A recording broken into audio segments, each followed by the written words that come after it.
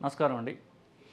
నేను డాక్టర్ మోవ శ్రీనివాస్ మాట్లాడుతున్నానండి. Pulse heart center తరఫున మీకు వచ్చేటటువంటి ఎడ్యుకేటివ్ మెటీరియల్లో భాగంగా, వీడియోల్లో భాగంగా ఇవాళ మనము గట్టి పడిపోయిన పురాతనమైన పాత హార్ట్ అటాక్ని ఎలా ట్రీట్ చేస్తాము గురించి మీకు వివరిస్తాను.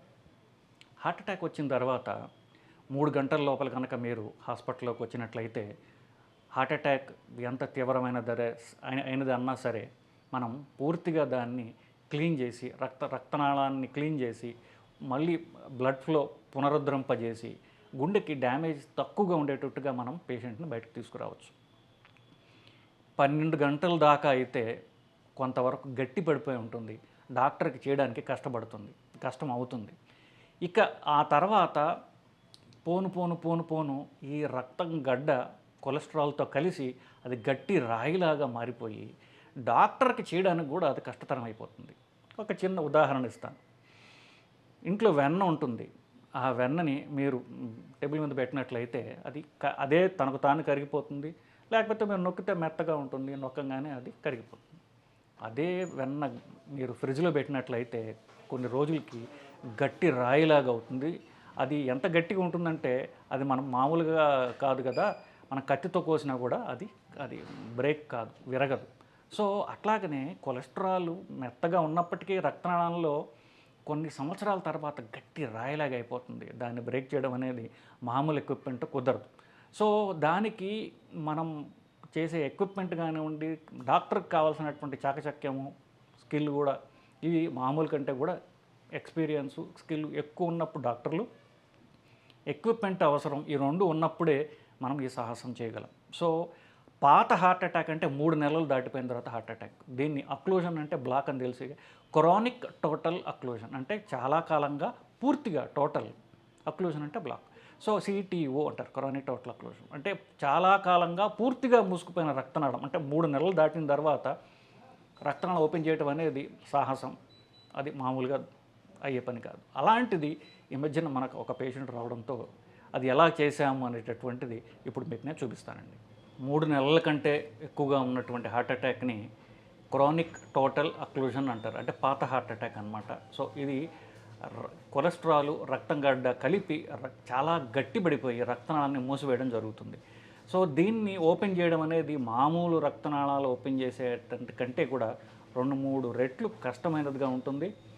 అలాగే మనం వాడాల్సిన ఎక్విప్మెంట్ కానివ్వండి, వైర్లు, బెలూన్, రకరకాల ఏవైతే కానివ్వండి, మామూలు ఎక్విప్మెంట్ కంటే వేరేగా ఉంటాయి. ఎందుకు? ఇది మీరు రోడ్డు మీద వెళ్తున్నప్పుడు చూడండి, రోడ్డు పగలగొట్టడానికి, రాళ్ళు పగలగొట్టడానికి వాళ్ళు ఒక రకమైన డ్రిల్ లాంటి పరికరం వాడుతుంటారు. ఇసుకలో తవ్వడం వేరు, రాళ్ళని తవ్వడం వేరు. సో మీరు సముద్రానికి వెళ్ళారు, ఇసుక తవ్వాలనుకోండి, చిన్నపిల్లలు చేత్తో చేసేస్తారు, ఇసుకతోటి వాళ్ళు ఆటలాడుకుంటుంటారు. కానీ అదే రాళ్ళని పగలగొట్టాలంటే మీకు చేతులు సరిపోవు, సరిగదా గుణపాలు కూడా సరిపోవు, ఎలక్ట్రిక్ డ్రిల్స్ వాడాల్సినటువంటి పరిస్థితి రావచ్చు. అలాంటిదే ఎందుకు అదే రాయి పొడిగా ఉంటే ఇసుక అవుతుంది, గట్టి పడితే అది రాయి అవుతుంది. ఆ రాయిని రక్తనాళం, ఆ రాయిలాగా అయిపోయే రక్తనాళం లోపలి కొలెస్ట్రాల్ కానివ్వండి, రక్తం గడ్డ కానివ్వండి పూర్తిగా బ్లాక్ చేసినప్పుడు అది రాయిలాగా గట్టిగా ఉంటుంది. మామూలుగా మనం రోజువారీ చేసేటటువంటి పరికరాలు దానికి సరిపోవు. దానికి ఏం చేయాలో మీకు ఇవాళ ఇప్పుడు చూపిస్తున్నాను. సో ఇది ఎడం పక్కన రక్తనాళం. ఈ ఎడం పక్కన రక్తనాళానికి పక్కన ఒక రక్తనాళం ఉన్నది. ఇది నార్మల్గా మైల్డ్గా బ్లాక్స్ ఉన్నాయి, పెద్ద సీరియస్ ప్రాబ్లమ్స్ లేవు, మైల్డ్గా ఈ ఏరియాలో బ్లాక్ ఉంది. ముందు పోయే రక్తనాళం ఇక్కడ పూర్తిగా మూసుకొని పోయి ఉన్నది. సో దీన్ని ఓపెన్ చేయడం ఎట్లా అనేటటువంటిది ఇప్పుడు మనం చేసాం. సో దీనికి యాంజియోగ్రామ్ కూడా మీరు ఇంతకుముందు మనం చేసినటువంటి చాలా వీడియోల్లో చూసి ఉండొచ్చు. యాంజియోగ్రామ్ ద్వారా ఇప్పుడు మీరు చూడండి, ఇక్కడ 2 ట్యూబులు పెట్టి ఉన్నాయి.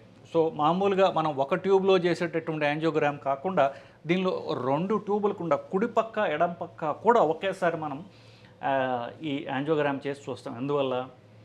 సపోజ్ ఇప్పుడు ఒక కొండను తవ్వుతున్నారు అనుకోండి, ఒక పక్క నుంచి తవ్వుతూ ఉన్నప్పుడు ఒక చోట గట్టిగా అయిపోతుంది. అది అంటే మామూలు మట్టి కాకుండా రాయి అడ్డు వస్తుంది, దాన్ని దాటి వెళ్ళడం కష్టం అనుకోండి, అవతల పక్క నుంచి తవ్వుకుంటూ వస్తుంటారు. సో మనకి 2 వైపుల నుంచి అట్లా ఉంది అని తెలుసుకుంటే దీన్ని మనం పక్క నుంచి వెళ్ళాలా, దీన్ని పగలగొట్టుకెళ్ళొచ్చా, ఇట్లాంటివి తెలుస్తాయి. సో ఇదే విధంగా మీరు చూసినప్పుడు ఇక్కడ పూర్తి గట్టి బ్లాక్ ఉన్నప్పుడు అవతల పక్క ఎట్లా ఉన్నది అని కూడా చూసుకోవటం అవసరం. సో దీన్ని డబుల్ యాంజియోగ్రామ్ అంటారు. అంటే రెండు పక్కల నుంచి, కుడి పక్కన రక్తనాళం నుంచి ఎడం పక్కన రక్తనాళం నుంచి కూడా యాంజియోగ్రామ్ చేసి చూస్తారు. అది చూడండి.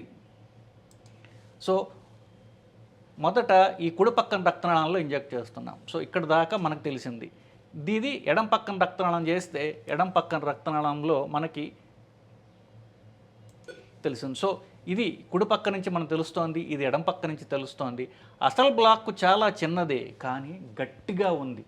అందువల్ల దానికి ఓపెన్ చేయడం మనకి ఎలాగా అనేది మీకు ఎలాగ మేము చేసామో మీకు నేను చూపిస్తాను ఇప్పుడు. ఇది ట్యూబు. ఆ ట్యూబ్ గుండా ఇక్కడ సన్నపాటిది కనిపిస్తుంది. ఇది వైర్ అంటామండి. మామూలుగా మనం వాడే వైర్లు ఏవైతే స్టెంట్కి వాడే వైర్లు ఏవైతే ఉంటాయో 1 గ్రామ్ బలం కంటే తక్కువ బలం ఉంటాయి.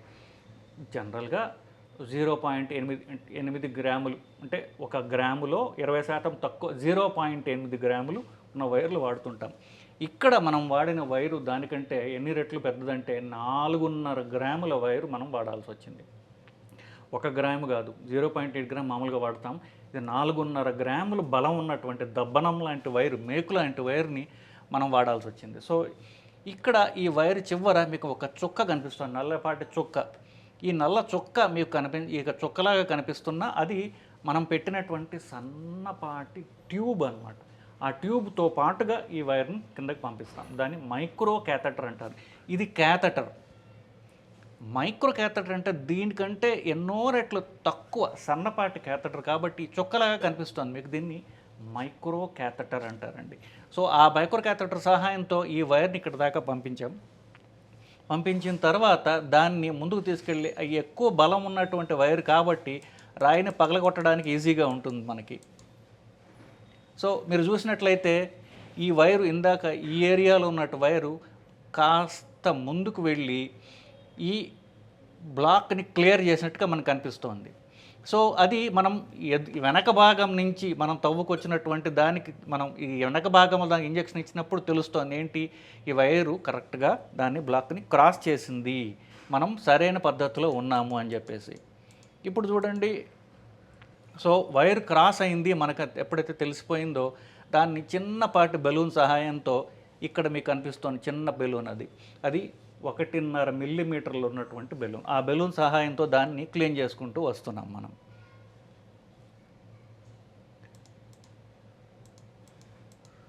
సో దాన్ని క్లీన్ చేసిన తర్వాత ఇందాక ఒక చుక్క కనిపించింది, ఇప్పుడు మీకు 2 చుక్కలు కనిపిస్తున్నాయి. అది 1.5 మిల్లీమీటర్ల బెలూన్ అయితే ఇది 2.5 మిల్లీమీటర్ల బెలూన్, అందుకు 2 చుక్కలు ఉన్నాయి దీనికి. సో ముందు ఒక బెలూన్తో క్లీన్ చేసి తర్వాత రెండో బెలూన్తో మనం క్లీన్ చేయడం జరుగుతుంది. ఇప్పుడు చూడండి, అక్కడ కింద చేసాం, తర్వాత ఇక్కడ చేసిన కొంచెం పైన చేసాం, ఇంకా ముందుకు వస్తుంది అది, ఇంకా కొంచెం పైకి వచ్చింది, ఇంకా కొంచెం పైకి వచ్చింది, ఇంకా కొంచెం పైకి వచ్చింది. ఇట్లా కింద నుంచి పైదాకా చక్కగా మనం దాన్ని రక్తనాళంలో పట్టినటువంటి కొలెస్ట్రాల్ని మనం క్లీన్ చేసుకుంటూ వచ్చాం. ఇప్పుడు చూడండి, క్లీన్ చేయడం తర్వాత ఇప్పుడు దాకా పూర్తిగా కొన్ని సంవత్సరాల పాటు ఈ ఏరియాలో మూసుకుపోయినటువంటి రక్తనాళం పూర్తిగా మనం ఓపెన్ చేయగలిగాం. సో ఇది తేడా. సో దీనికి ఎక్కువ పవర్ ఉన్నటువంటి వైర్లు వాడాలి. అది వైర్ని పంపించడం కూడా, ఎందుకంటే మనం రక్తనాళం దబ్బనం పెట్టి పొడిచాం అనుకోండి, అది ఎక్కడికైనా పోవచ్చు. అది జాగ్రత్తగా ఎక్కడికైతే పంపించాలో అక్కడికి పంపించగలిగినటువంటి మనకి టెక్నాలజీ ఉన్నప్పుడు దీన్ని ఇలాగా మనం చక్కగా క్లీన్ చేయడం అంటూ జరిగింది. సో ఇప్పుడు ఇక రక్తనాళం అంటూ ఓపెన్ అయిపోయింది, క్లీన్ చేసాం కాబట్టి ఇప్పుడు మీకు కనిపించేటటువంటిది ఏంటంటే ఇక్కడ ఒక చుక్క, ఇక్కడ ఒక చుక్క కనిపిస్తున్నాయి. ఇక్కడ నుంచి ఒక వైర్ లాగా ఇక్కడ దాకా కనిపిస్తుంది మీకు. అది అల్ట్రాసౌండ్ మిషన్. మీరు ఇప్పుడు పొట్టలో ప్రాబ్లం వచ్చింది, లేకపోతే గర్భవతులకు కానివ్వండి, లేకపోతే మామూలుగా పొట్టలో కడుపు నొప్పి వచ్చినప్పుడు అల్ట్రాసౌండ్ అని చేస్తారు, మీరు చూస్తుంటారు కదా. పెద్ద మిషన్ పెట్టి దాని పొట్ట మీద అంతా చేస్తుంటారు. అల్ట్రాసౌండ్ అంటారు. అంటే సౌండ్ ద్వారా మనకి పొట్ట లోపల ఏముందో తెలుసుకునేటటువంటి మిషన్ అది. అదే అల్ట్రాసౌండ్ని రక్తనాళం లోపల పంపించి మనం చూడగలం. సో రక్తనాళం లోపల చూసినప్పుడు మనకి ఇంకా అవగాహన బెటర్గా వస్తుంది. లోపల కాల్షియం ఉందా, లెస్ కొలెస్ట్రాల్ పెరుగునిపై ఉందా, మన బెలూన్తో క్లీన్ చేసినప్పుడు ఎంతవరకు ఉంది, మనం ఎంత సైజు మనం స్టెంట్ వేయాలి అని మనం తెలుసుకోవాల్సిన అవసరం ఉన్నప్పుడు ఇంట్రా వాస్క్యులర్ అల్ట్రాసౌండ్ అంటే రక్తనాళం లోపల మనం చేసేటటువంటి అల్ట్రాసౌండ్. ఈ పరికరము 1.5 మిల్లీమీటర్లు మందంగా ఉండేటువంటి సన్నపాటి కెమెరా. ఆ కెమెరాని రక్తనాళం లోపల మనం పంపించి, రక్తనాళం లోపల మనం ఇప్పుడే ఓపెన్ చేసాం. కొన్ని సంవత్సరాల పాటు రక్త ప్రసారం జరగనటువంటి రక్తనాళం కాబట్టి దీన్ని క్లీన్ చేసి ఈ పరికరం ద్వారా లోపల చూసాం. సో మనకి రక్తనాళం సైజ్ ఎంత ఉంది, మనం ఎలాగ దీన్ని స్టెంట్ ఎంత వేయాలి అనేటటువంటి మనకు అర్థమైంది. సో ఈ మనకు తెలిసిన తర్వాత ఇంకా మనం స్టెంట్ వేయడం అంటూ జరుగుతుందండి.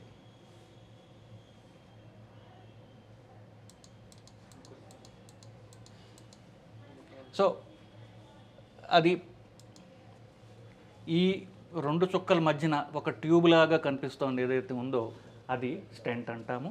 ఇక్కడ చూడండి. సో ఇక్కడ ఈ చుక్క నుంచి ఈ చుక్కకి మధ్యలో ఇది వైరు, ఇక సన్నపాటి ట్యూబ్ లాగా కనిపిస్తోంది, ఇది మొదటి స్టెంట్. ఆ స్టెంట్ని మనం పొజిషన్ చేయడం అంటూ జరిగింది.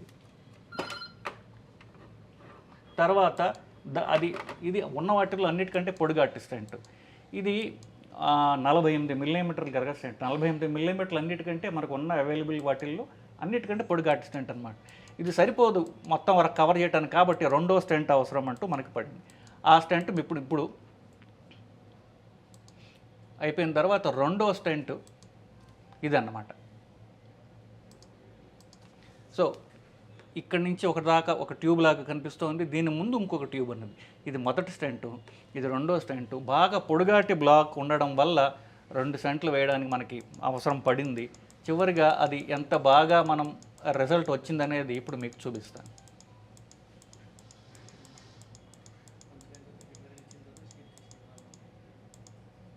ఇప్పుడు చూడండి,